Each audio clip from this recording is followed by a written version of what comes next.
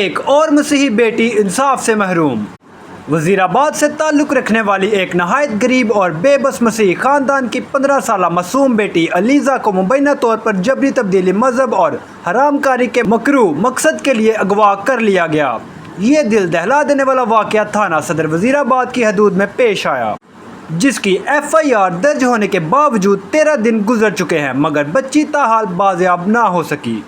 बच्ची की गरीब माँ दिन रात रोती रहती है और अपनी बच्ची की रात तकती है, और दूसरी तरफ बच्ची का बाप इस सदमे की वजह से शदीद बीमार हो चुका है। बेटी की जुदाई ने माँ बाप को जिंदा लाश बना दिया, जबकि पुलिस की तरफ से अब तक कोई कार्रवाई अमल में नहीं आई और मुल्जिमान कानून की गिरफ्त से दूर हैं। गरीब खानदान का बच्ची को फौरी बाजियाब करवाने का मुतालबा और मुजरिमों के खिलाफ सख्त से सख्त कार्रवाई की अपील। मैं काम ਤੇ ਗਈ ਸਾਂ ਕਰੋਲਾ ਆ ਗਿਆ ਪਤਾ ਨਹੀਂ ਲੱਗਾ। ਤੁਸੀਂ ਕੰਮ ਤੇ ਗਏ ਸੀ? ਹਾਂਜੀ। ਤੇ ਘਰ ਕੋਈ ਨਹੀਂ ਸੀ ਹੈਗਾ? ਨਹੀਂ। ਤੇ ਕਿਹੜੇ ਲੋਕ ਲੈ ਕੇ ਗਏ ਨੇ ਬੱਚੀ? ਮੁਸਲਮਾਨ। ਅੱਛਾ, ਕਿੰਨੇ ਲੋਕਾਂ ਨੇ ਬੱਚੀ ਨੂੰ ਅਗਵਾ ਕੀਤਾ ਹੈ? ਚੌਣ।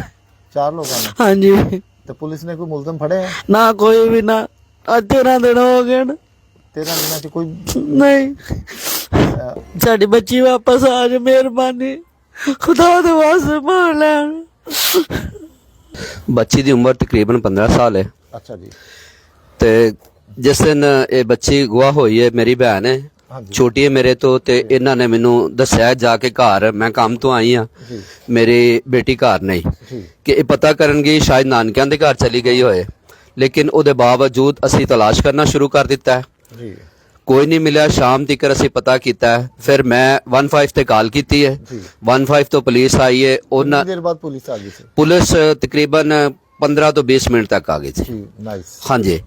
उसके बाद यानी कि जो है ना असी थाने गए हैं, थाने FIR जी ना उन्होंने SHO साहब ने कहा जी तुसी इन्हों फौरी तौर पर इन्हों की FIR कटो, तो उसके बाद यानी कि जो है ना इन्हों इसकी कापी दे दो।